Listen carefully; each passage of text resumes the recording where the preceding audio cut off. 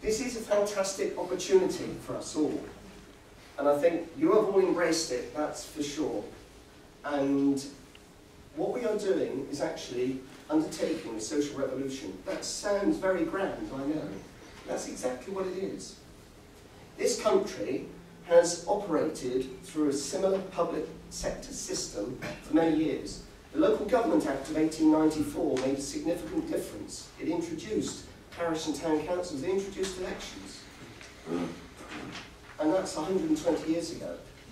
There was a combining legislation in the 1930s, and of course in 1972 there's a further Local Government Act which actually brought in, well, it's metropolitan areas and non-areas, and then in 93 we had unitary authority. But the principles have been the same for 120 years. But in 1894 was the year that Blackwall Tower opened. It was the year that Manchester Ship Canal opened. And women did not have the right to vote. That didn't come until 1918. And that was, you had to be over 80, over 30, sorry. Freudian slip there. And you had to be a property owner. It wasn't until 1928 that enfranchisement for everyone over 25 came to our country. Yet we're operating a public system that goes back 120 years. And what's happened, it's gradually gone more central, more central, more central. And every country's adopted this approach. But there's a realisation now that in fact, as power gets further away from the people, they're less involved in the process. They're less interested in the process. That's why, you know, we're great in that we really believe in democracy. We fought for democracy. And it's something we've got to be very precious about. But the fact of the matter is that less and less people in our country are becoming engaged in democracy, especially if it's involved in European elections or the Police and Crime Commission elections. And part of that is because people feel disconnected. Our place is changing that. I believe it's a fundamental building block for changing the way our country will operate. I wouldn't be here if I didn't believe it. These are not hollow words, I passionately believe it. And I actually think you passionately believe it as well. And there are other communities, not necessarily involved in our place, but are also at the forefront of change. Because we have to change. And we have to include everyone in our community. It's the needy we really have to look after. Because there's been a variety of interventions, especially in areas where there's high deprivation, where governments and public sector bodies and voluntary bodies have been involved, and various agencies have been involved in initiatives and actually delivering budgets and programs and initiatives in those areas to try and affect change. But what's been happening is that as those budgets come down from the central government, someone takes a slice off it and changes the parameters. And eventually, when it gets down to the people in need, those that require the help, the budget is smaller and it's less effective because there are more conditions attached to it.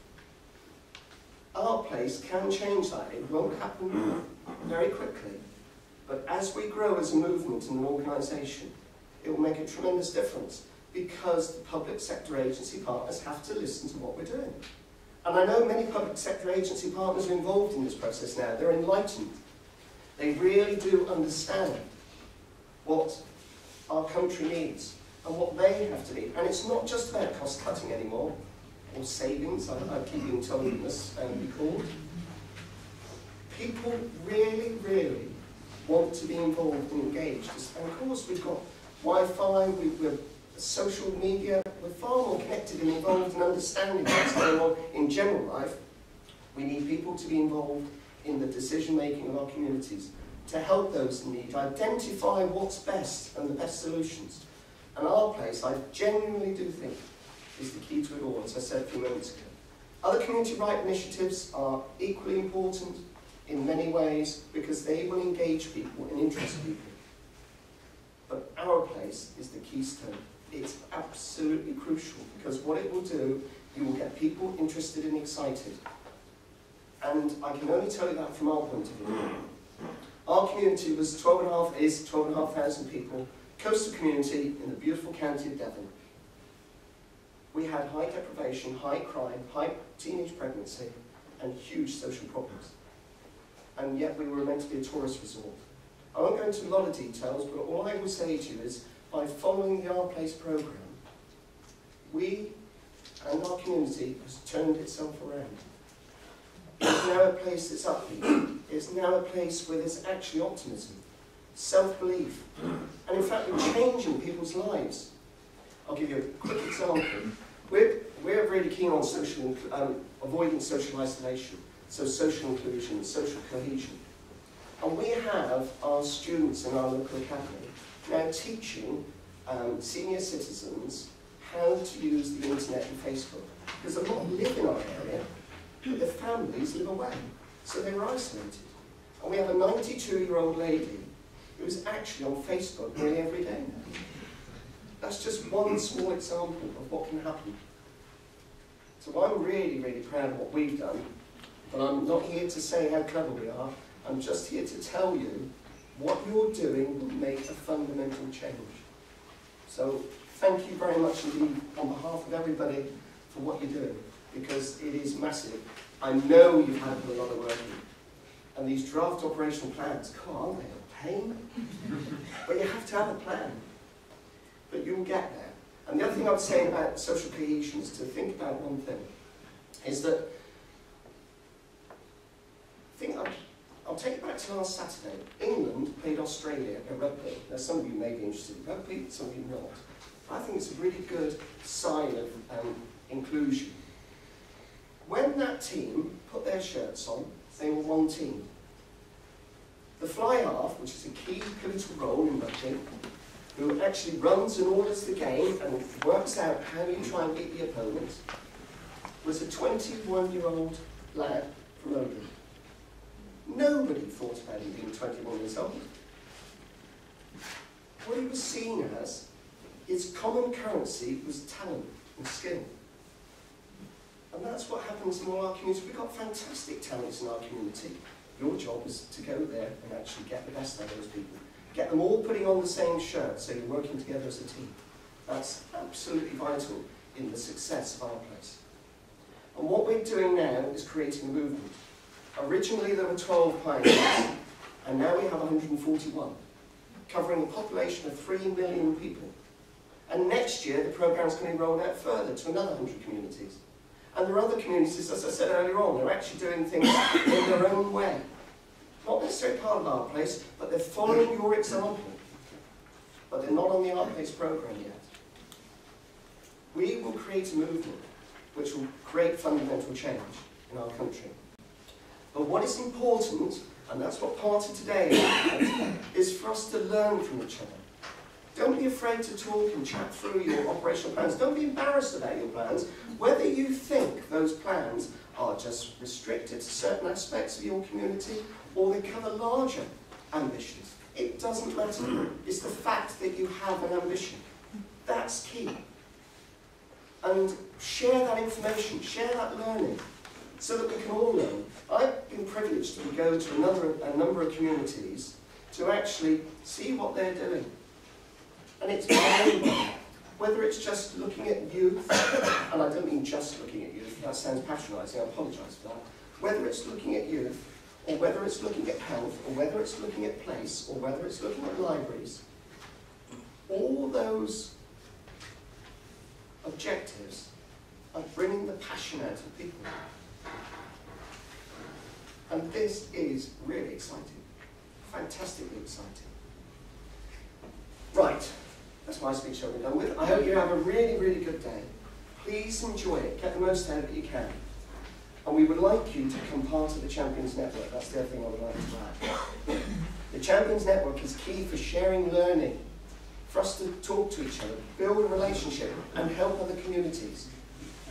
So I urge you to speak to one of the team, and if you're not already interested in, or have been interested in becoming a champion, please speak to one of the team, because we can help. Champions will be able to help communities as well as communities help each other. Okay, without further ado, I'd like to ask Charlotte Eisenhart to actually present to you her view on things from the National Association of Local Councils. Charlotte's going to talk through and give you some help and some information, and after that what we will then do is we will start our panel sessions. Thank you very much indeed. Charlotte.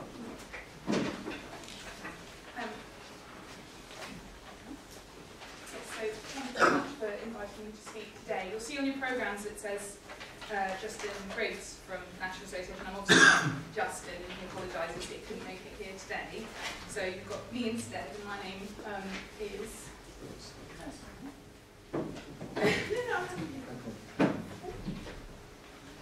That's my name, not me, so... But that's me. I'm Charlotte Eisenhart, and I am the Improvement and Development Manager at the National Association of Local Councils. So for those who don't know, now is the national membership body for town and parish councils and a delivery partner of the Outplace programme. I've been working it now for roughly 4 months now, and it's been really great to be part of the support offer designed and delivered within the town and parish council family. But it's really, really exciting to be at an event like today, where we can be part of other national, or to work with other national and local organisations, and really showing the value of community-led approaches, and where town and parishes can play their part as well. Before now, I previously worked at the Local Government Association, another Outplace partner, and before that, the Leadership Centre for Local Government, when it led the original Total Place pilots, that's an awfully long time ago now. So I've long been aware of the evolving agenda of pooling and evolving budgets, working differently with partners to transform services. Although today will actually be my first chance to hear directly from actual real people delivering this locally, so I'm really excited. So for me, I suppose I'm a self-confessed local government geek. Terms like pooling budgets, devolving services, service transformation, working differently with local partners, they're great, they're interesting, valuable concepts, and there's nothing like a little bit of jargon to sort of spice up a working day. But what's really exciting is what it means, really. It's about putting local people first, letting them be in charge of their own destinies, and accepting that local people, communities and organisations know what is best for them, and with the right support, that they can provide better services for themselves. It's already been said that for far too long services have been designed and delivered based on the organisational needs and departmental budget lines of national or local government. So thank you for being part of the trailblazers, showing that they're the better way of doing things.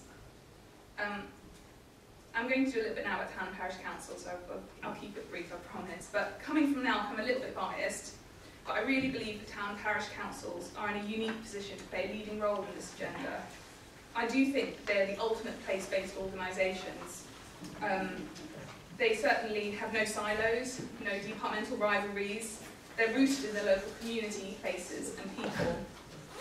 They're the most local level of democracy in this country, and those who grasp this agenda, like we've just heard from, are showing that they can and should have a leading role in this agenda. And so it's exciting to me to know that there are 17 town and parish councils who are Outplace leads, and many others will be involved in Outplace areas. As Improvement and Development Manager at now, and being new to the role in particular, I'm often asked, and I ask myself, I find, what ultimately is the point of an improvement agenda? What really is the potential of local councils, and how much of an impact can they really have? There's so many of them are so small, there's so little resource, both time and money. And then I see the ambitions of councils and communities involved in initiatives like Outplace. And I do believe, again, that their potential is unlimited with the right ambition and vision. And it's as unlimited as the potential that you all have in this room today to really lead and change your local communities. So why am I telling you this? It's not just because I get paid to stand in front of that organisation's name. I just hope it's okay to make a plea to you today that if there is a town or parish council in your patch, that you get in touch with them and work with them. Not all of them will be ready to take on this agenda tomorrow, I do understand that, but I do believe with the right help and support they could be, so please do involve them. And if there isn't a town or parish council in your area, would the creation of one help your community to reach its ambitions? Because it can be done. There's a network of new council programme champions, and now can give further support if you think a new council would be the right thing for your community.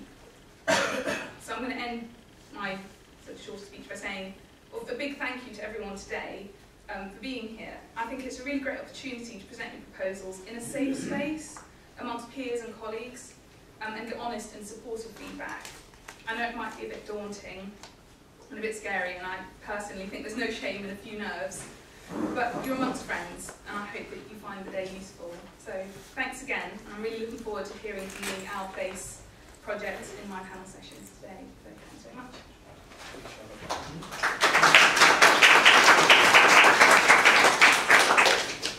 Excellent, we're running ahead of time, that's really good. We've got a lot to get through today.